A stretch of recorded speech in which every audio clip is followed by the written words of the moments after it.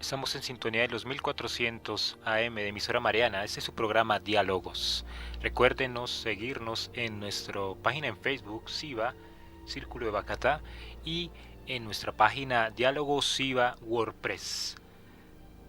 El profesor Daniel, junto con los muchachos de sus estudiantes de Filosofía de la Tecnología, nos enfrentaba a esta pregunta: si es posible amar. Somos libres, más libres y más auténticamente libres cuando amamos, cuando decidimos amar, pero aún así estamos de cierta manera determinados a ese mismo hecho. En sí, ¿qué sería entonces el amor? No se nos vuelve un gran paradigma para poder contestar mejor si lo que David, la figura de este robot, realmente ama o no ama. ¿Qué sería el amor realmente? Bueno, yo creo que para abordar este tema, digamos que tenemos que antes discutir el tema de voluntad, libertad, elección. Después de todo, digamos que para entender en qué consiste el amor, tal y como lo vemos retratado en el filme, pues tenemos que primero hacernos esas preguntas. Y precisamente por eso traía a colación este horizonte de una figura heroica en David, donde vemos, digamos, que un proceso de independencia de su creador, de su contexto familiar, para que, digamos, que enmarquemos al nivel, digamos, que de tópicos generales, qué es David dentro del filme, pero que también es David para podernos repensar nuestra voluntad, nuestra libertad y nuestras elecciones, si son libres o no.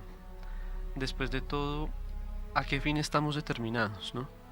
Es tal vez uno de los primeros contextos que enmarca la película. Y vemos que David ha sido creado para amar y reside en un núcleo familiar donde precisamente puede cumplir este objetivo.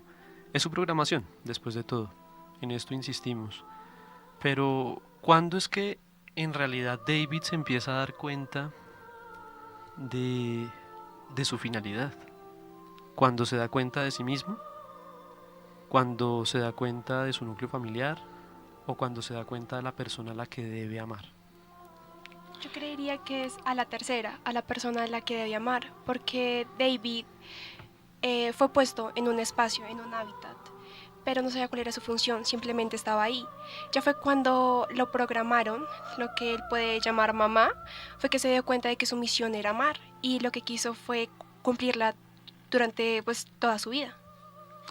A mí me llama mucho la atención de que el mundo de la fantasía y de la ciencia ficción tienen algo de mágico, pues de fantasía, llamémoslo así.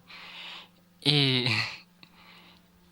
en la película hay una parte que dice el acompañante de David, que es Gigolo Joe, dice, lo que nos diferencia de los humanos es que ellos creen en cosas que no ven.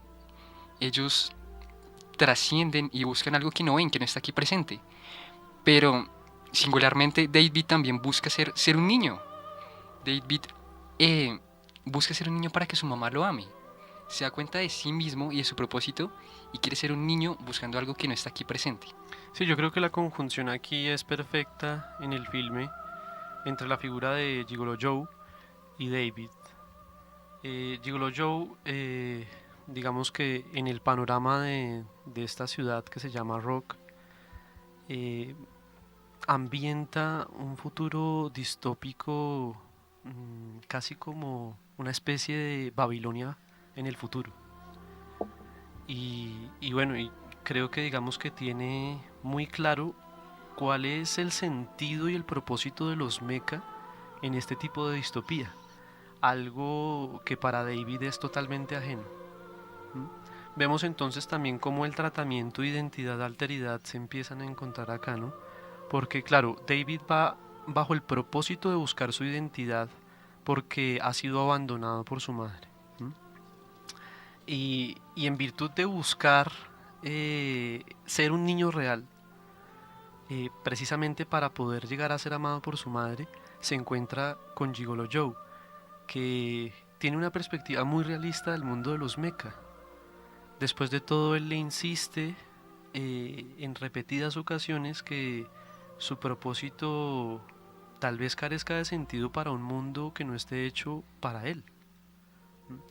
Tal vez allí reside el sentido especial de que David sea único frente a los mecha, frente al mundo de los mecha.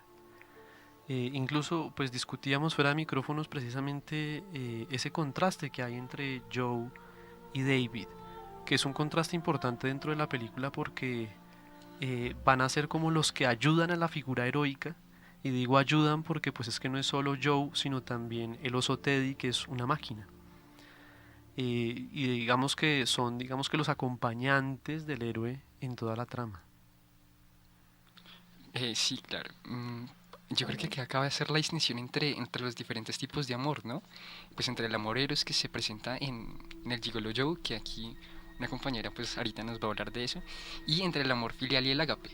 Por ejemplo, el agape es el abandono de sí mismo para entregarse al otro, pero el robot tiene que primero conocerse a sí mismo para abandonarse, ¿no? Para entregarse a su madre, a su creadora. Y si abandona, desde mi perspectiva, esa condición de robot para entregarse a una condición humana y a su mismo entregarse a su madre. Yo creo que el robot nunca se conoció a sí mismo, porque el robot fue hecho por añadidura, pues por usar un término, y simplemente lo que se le ordenó fue amar. Y cuando no pudo amar, cuando el amor le fue rechazado, entró en un conflicto y lo único que buscó fue recuperarlo. Entonces ese amor que debería sentir se convirtió en una obsesión y no quedó en paz hasta que logró conseguirlo. Pues en un principio, como se programan los robots, pues podemos entonces encontrar distinciones entre las necesidades del ser humano y los robots que fabrica para pues satisfacerlas. Entonces pues tenemos, como decía Ricardo, Gigolo Joe, que pues satisface los deseos más carnales del hombre, pero también tenemos al oso Teddy, que intenta complacer a los niños, ser su amigo. Pero también por otro lado tenemos a David, que es la pues reencarnación propia del amor y o sea, lo que es el amor de una madre a su hijo y pues de un hijo a su madre, que es incondicional para pues la manera de ver humana, pero pues se ha llevado a tal grado donde realmente no hay una distinción entre el amor humano que podría tener un niño hacia su madre que el que podría tener un robot a pues la persona que lo compre y lo programe para que él piense que es su madre. En el transcurso de la película también vemos cómo se va desarrollando desde la programación de David hasta el final, hasta donde cae en un sueño profundo. Que lo que decía Daniel, que la máquina, digamos que de alguna manera envidia al ser humano porque es quien decide creer, quien desea intensamente conseguir algo. Y eso es precisamente lo que hace David a lo largo de la película. Él, después de que sus funciones fueron dadas, sus funciones eran específicas, ¿no? Pero él descubrió que podría ser más allá de para lo que él había sido creado. Entonces se fue desarrollando como humano. Bueno, sí, yo creo que tanto Juliana como Juanita han presentado como los dos matices que son problemáticos dentro del filme. Y es en realidad la dicotomía, o lo vemos digamos que de una manera un tanto pesimista diciendo, no, en realidad está predeterminado a buscar ese fin, o bueno, digamos que en la búsqueda de ese fin va conquistando su propia libertad, y que por eso digamos que ese fin se configura de una manera no esperada por el ser humano. Es decir, ya en la última parte de la trama de la película, lo que realmente confirmamos es que el sentido para el cual había sido creado David ha trascendido hasta tal punto que es lo único que queda de la humanidad. Y al ser lo único que queda, pues carga con lo que es la memoria de todo lo que fue el hombre. Incluso puntualmente en la película se le determina a David como la memoria perdurable de la raza humana. Sí, yo creo que llama mucho la atención que sea así porque creo que el doctor Hobby nunca imaginó en realidad que fuera su proyecto mecha el que perdurara hasta tal punto que lo único que quedara de la raza humana fuera una máquina. Es interesante que, bueno, lo ha hecho Ricardo y María, el hecho de que estos robots, sí, están predeterminados, están como en esa dirección de poder satisfacer aquella necesidad por las cuales están predeterminados. Pero hay algo que es muy interesante, y es que lo que se resalta en la figura de David, David Eurorico, es que no solamente, como en el caso de Gigolo Joe, se queda en el mundo, en la ciudad para sobrevivir, sino que simplemente no. Se motiva al hecho de cumplir todo su propósito, que es encontrar a su madre y ser amado por ella. Y eso es lo que le sorprende a su propio creador, que esa motivación lo impulsó a buscarlo, impulsó a buscar esa figura del hada azul, impulsó esa determinación que tiene David, que no solamente es sobrevivir o cumplir un propósito, sino motivarse hasta el punto de producir en él las más grandes emociones humanas, porque vemos que en el camino, en esa aventura por encontrar la hada azul, David pasa de 1000 estados, pasa muchos estados emocionales. Nos muestra nuestra propia naturaleza humana ahí reflejado en esa motivación por encontrar la hada azul. Hasta este mismo contraste cuando encuentra a su propio espejo, a una persona igual que él. Y él dice, no, yo soy único, yo no, tú no eres ese. ¿Mm? Y lo mata. ¿Mm? Sí, yo creo que también es una figura especial dentro de la película, incluso muy analizada porque realmente nos sentimos vulnerados cuando nos dicen que no somos únicos. Entonces vemos allí retratado muy bien el tema de no sentirse único, de no sentirse diferente, de no sentirse especial. Y creo que eso sí que es importante dentro de la película. Los dejaremos a continuación con otro de los soundtrack de John Williams, Abandon in the Woods.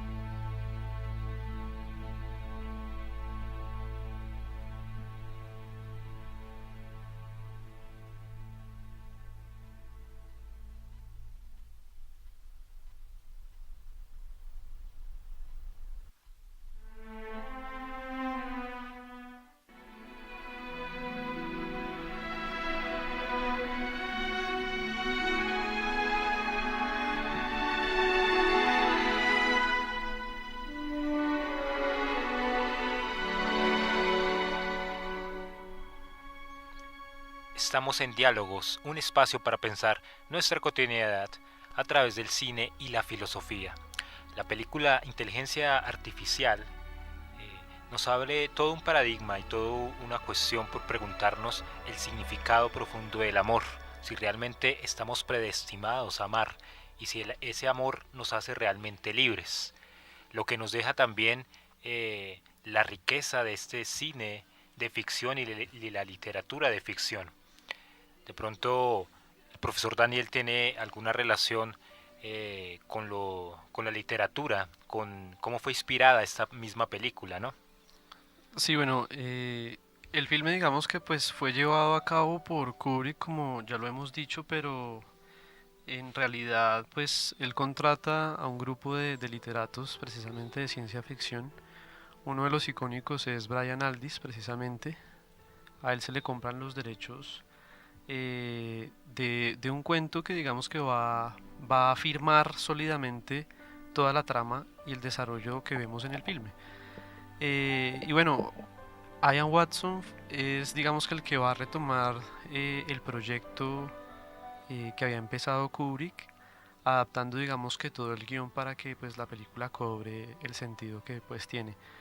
Sin embargo, basándose en lo dicho por Aldis, por Watson, Steven Spielberg retoma todo el proyecto y reescribe muchas partes del guión de Kubrick. Entonces, bueno, vemos allí, digamos que un trabajo mancomunado por grandes genios, no solo de la literatura, sino del cine, para traernos todo el ambiente de esta película que pues, si bien es una distopía, no estudia el sentido y el propósito de las distopías, sino más bien cuáles son las oportunidades que nosotros los seres humanos tenemos dentro del mundo de la máquina. Y bueno, y esto digamos que entra a contrastarse directamente con la obra de Pinocho, que pues en realidad también sirvió de inspiración para que iniciara todo el proyecto que había planeado Kubrick. Entonces, bueno, desde luego la obra de Collodi, que pues fue publicada en 1883, se matiza muy bien también con otro de los clásicos de la ciencia ficción que es Isaac Asimov.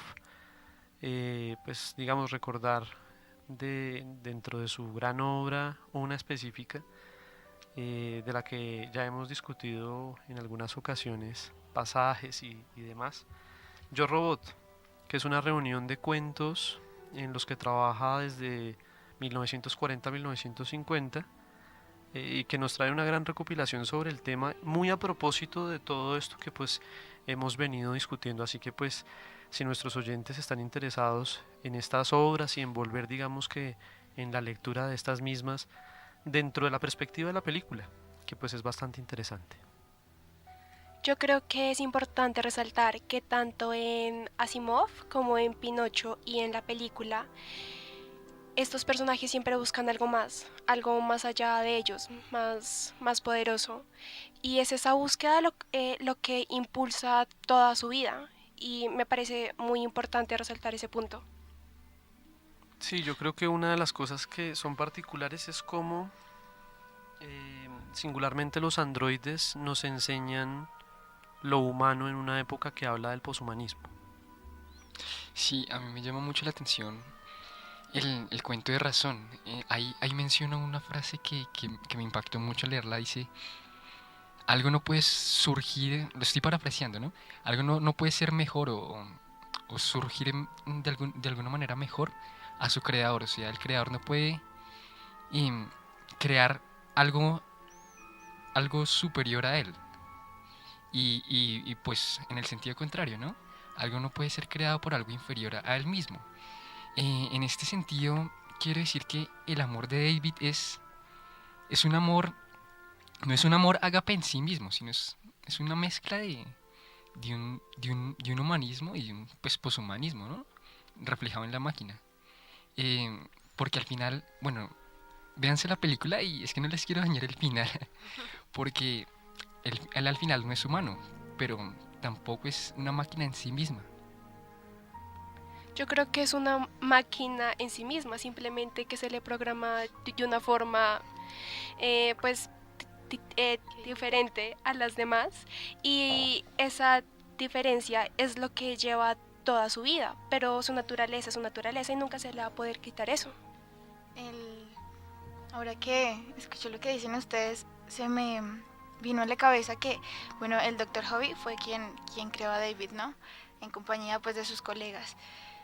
Y él lo hizo porque tenía una ausencia de su hijo biológico.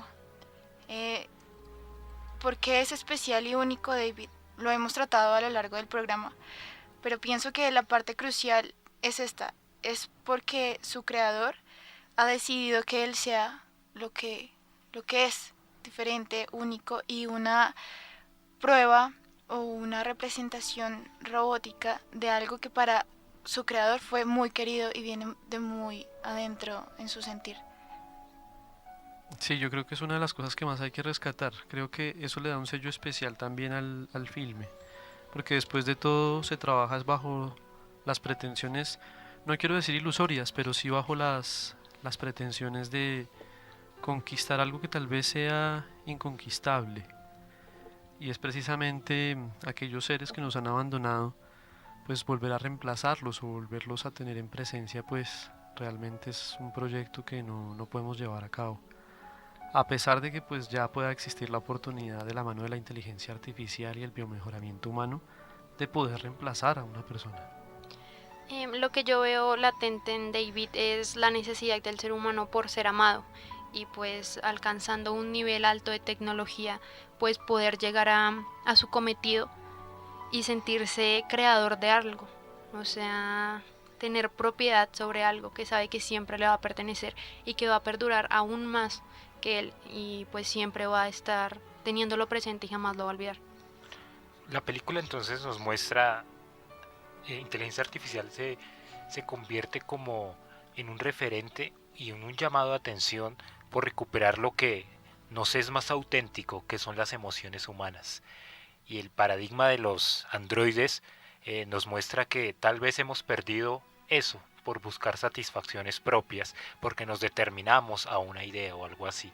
Pero también nos deja entonces la cuestión de pensarnos, ¿es posible la tecnología llegará a reproducir lo que es tan auténtico en nosotros? Y ese sentimiento que es tan grande, que siempre lo evocamos, que es el amor, ¿serán capaces las máquinas de amar?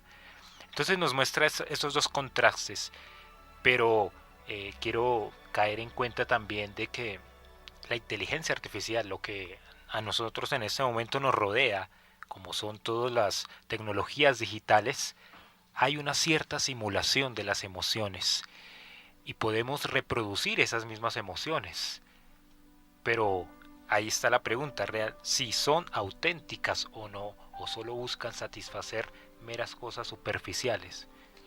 Pues yo creo que al crear una máquina que pudiera sentir, tendríamos entonces que estudiar en sí las emociones mismas, y creo que en el proceso de esa investigación también se alcanzaría un autoconocimiento mayor del ser humano para poder replicarlo en una máquina. Hay un fragmento de texto, una cita del libro de Yo Robot de Asimov que me parece pertinente leer, y es cuando Powell le dice a Coutier que lo siguiente: eres el primer robot que ha manifestado curiosidad por su propia existencia. Entonces esa parte del texto hace como un paralelo, como un hilo conductor entre las tres historias de las que les hemos venido hablando a lo largo del programa, y me parece real. Estoy de acuerdo. Bueno, hemos llegado ya al final de ese programa, esta primera parte que vamos a dedicar de inteligencia artificial. Dejamos entonces este pequeño coloquio como suspendido para dentro de 8 días terminar con algunas conclusiones. Queremos agradecer a aquellas personas que hacen posible este espacio, al director de Emisora Mariana, Fray David Romo, y quien nos acompaña en máster, David Ricardo Cepeda. Muchas gracias al grupo de trabajo, a la mesa de trabajo, al profesor Daniel, a Juliana, a Ricardo, Juanita y María. Nos veremos dentro de 8 días con su programa Diálogos.